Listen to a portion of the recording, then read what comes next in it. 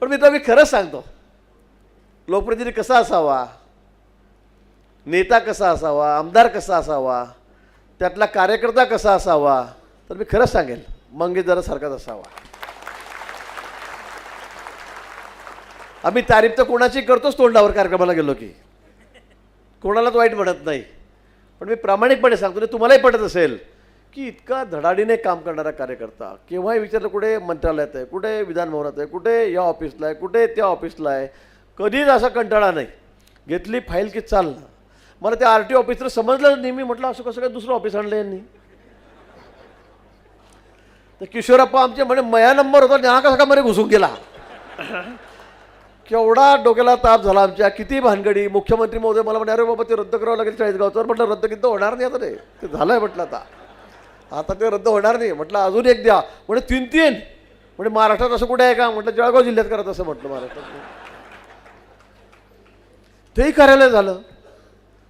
आमच्याकडचे लोक म्हणायला लागले का म्हणे भाऊ ते मागून आले त्यांच्याकडे होऊन गेलं मंगेश दादा, तुम्ही 6 आटम झाले, आपल्याकडे कसं काय आलं यार. म्हटलं असं का करू. ओएसिस फर्टिलिटीच्या तज्ज्ञांनी IVF उपचार पद्धतीद्वारे 1 लाखांहून अधिक जोडप्यांना मातृत्व प्राप्तीचा आनंद दिला आहे. मोफत अपॉइंटमेंट बुक करण्यासाठी आजच संपर्क साधा. आपलं जळगाव लागून आहे जळगाव जामनेर, म्हटलं 25 किलोमीटर आहे, ते लांब आहेत. मग भडगावला झालं, मग तेवढं परत भडगावला बी झालं. आता मी काय सांगू त्याला. म्हटलं मग जाऊ द्या म्हणतात, काय बोलायचं म्हटलं. पण इतक्या जिद्दीने त्यांनी ते RTO कार्यालय त्या ठिकाणी ऑफिस त्या ठिकाणी केलं. खरंच त्यांचं किती कौतुक करावं. आणि त्यांचा पाठपुरावा, त्यांचं हे कॉम्प्युटरच आहे. आणि म्हणून मला अभिमानही आहे की असा एक कार्यकर्ता आपण ज्याला पुढे केलं, ज्याला आमदार केलं, तो इतक्या हिरिरीने काम करतोय, इतक्या जोरात काम करतोय. आणि मित्र वरती पार्टी करायला ते सांगितलं आहे, नेतृत्वालाही सांगितलं की पुढचं आमचं जळगाव जिल्ह्याचं भविष्य भारतीय जनता पक्षात.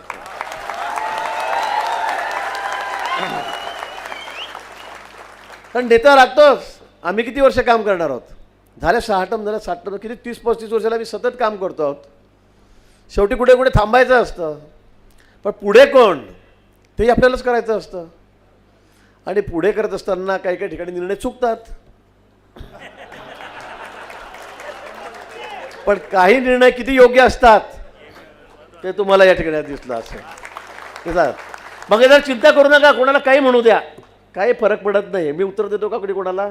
मी अख्ख्या महाराष्ट्रात कोणालाच उत्तर देत नाही. जळगाव सोडत द्या, इथं काय कुठे कुठे कुठेच नाही आहेत. पण मी उत्तरच देत नाही कोणाला. आपण आपलं काम करत राहायचं. माणूस कामाने मोठा होतो. आपण काय करतो, किती प्रामाणिकपणे काम करतो.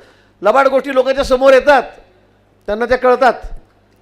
समोरचा माणूस काय कसा आहे, काय करतोय काय नाही, लोकांना कळतं. त्याच्या बोलण्यावरून कळतं, त्याच्या वागण्यावरून कळतं, ते कळतं लोकांना. पण आपण म्हटलं आपण प्रामाणिकपणे सोडू नका. लोक आपल्याला डोक्यावर घेऊन नसतील, डोक्यावर घेऊन नसतील आपल्याला लोक. परत तुम्हाला प्रत्येक सभेत सांगतो, माझ्यासारखा सर्वसामान्य मास्तराचा मुलगा, शिक्षकाचा मुलगा 6 टर्म कशाच्या जोरावर, कशाच्या बळावर. तर तुमच्या जोरावर, मतदाराच्या जोरावर, कार्यकर्त्यांच्या बळावर. शेवटी तुमची आमची नाळ जमली पाहिजे. आम्ही एकदा आमदार झालो, आम्ही एकदा मंत्री झालो ना, आम्ही तुम्हाला जर विसरलो, गाडीत बसलो, काचवर केले, टाटा बाय बाय झालं, तर मग पुढच्या टर्मला तुमचं आमचं टाटा बाय बाय होऊन जातं. मग आम्हाला कोणी वाचू शकत नाही. पण तुमची नाडी लोकांची जळली पाहिजे. त्याच्या सुखादुःखात असेल, त्याच्या कुठल्याही कार्यक्रमामध्ये असेल, त्याच्या संकट काळामध्ये असेल, तुम्ही जर धावून जाल, तुम्ही त्याच्यामध्ये जर धावून जाल, तर तो माणूस तुम्हाला आयुष्यात कधी विसरत नाही, कधी विसरणार नाही. आणि म्हणून मला वाटतं तुम्हाला दीर्घ पल्ला जर गाठायचा असेल, तुम्हाला लांबचा प्रवास राजकारणात करायचा असेल, तर आता सोपं राहिलेलं नाही आहे. तसं आता इतकं सोपं राहिलं नाही आहे राजकारण. तुम्ही लोकांच्या मध्ये असाल, लोकांच्या जवळ असाल, लोकांचा विश्वास संपादन कराल, तरच लोक तुम्हाला डोक्यावर घेतील. नाही तर पुढच्या टर्मला जयरामजी की या भाऊ झालं तुमचं आमचं संपलं. 1 टर्म झाली, 2 टर्म झाल्या, दुकान बंद, असं होतं.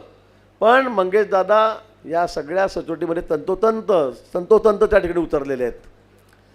म्हणजे ते ज्या पद्धतीने काम करत आहेत ते खरं मलाही कधी कधी हेवा वाटतो. जे आम्हालाही जमलं नाही, आम्हाला जमत नाही, ते मंगेश दादा करून दाखवतात. पत्र घेतलं एकदा, मग 10 कोटीचं राहू का 25 कोटीचं राहू का 50 कोटीचं, ते काम झाल्याशिवाय राहतच नाही. तुम्हाला सांगतो मी, सोडतच नाही. गोड बोलून, मस्का मारून, काही सांगून, हे सांगून, काय काय काय काय त्याला काय काय गुटी पासतात अधिकाऱ्याला समजत नाही. फार नाही जमलं तर मग घ्या भाऊशी बोलून. मलाही माहीत नसतं कोणतं काम आहे काय. भाऊ तुम्ही बोलून घ्या. हां साहेब ते करून घ्या बरं जरा. काय अरे मग काय अरे ते आलेत मंगेश जरा आमचं महत्त्वाचं काम आहे करून घ्या. आता मलाही सांगा नाही फक्त बोला ना तुम्ही. भाऊ बोलून घ्या लवकर. साहेब चालले बाहेर.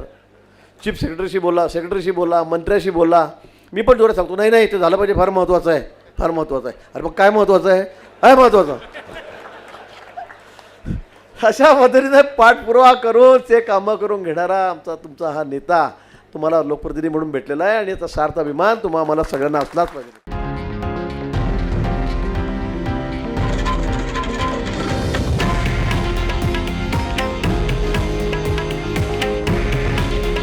हे आहे देशातील नंबर 1 न्यूज नेटवर्क आणि आपण पाहत आहात TV9 मराठी.